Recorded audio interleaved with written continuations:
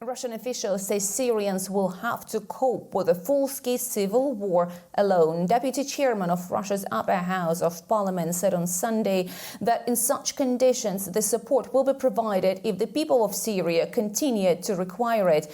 And for Russia, he said, the primary task is to ensure the safety of Russians and civilians, including diplomats and their families, but also the servicemen. In his opinion, in Syria, the hardest is ahead again. The Russian Foreign Ministry on Sunday reminded the emergency contacts of the situation and crisis center department, quote, in light of the development of the situation in Syria.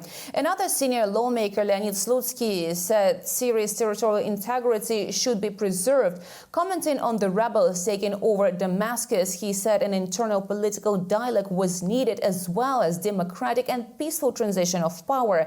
Syria's territorial integrity and sovereignty were also stressed by the Russian Foreign Minister Sergei Lavrov, who participated in the Astana format meeting in Doha on Saturday. And also speaking at the diplomatic forum there, he called for the immediate end to hostilities and a start of dialogue between the government and legitimate opposition forces. He also said Russian air forces have been helping the Syrian military to target the positions of terrorists. Lavrov repeatedly pointed out that HTS is listed as a terrorist group by both the United Nations and the United States. Without naming Washington specifically, Lavrov said that the opposition groups were being used for geopolitical purposes and that the offensive was geared to undermine everything Astana format has been doing. Russia has one of its largest military bases outside the former Soviet Union in Khmeimim and a naval port in Tartus.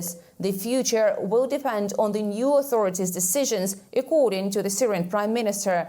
And the fear in Moscow is that if a political vacuum is created, Syrians might suffer a repeat of the chaos seen in Iraq in 2003 and in Libya in 2011.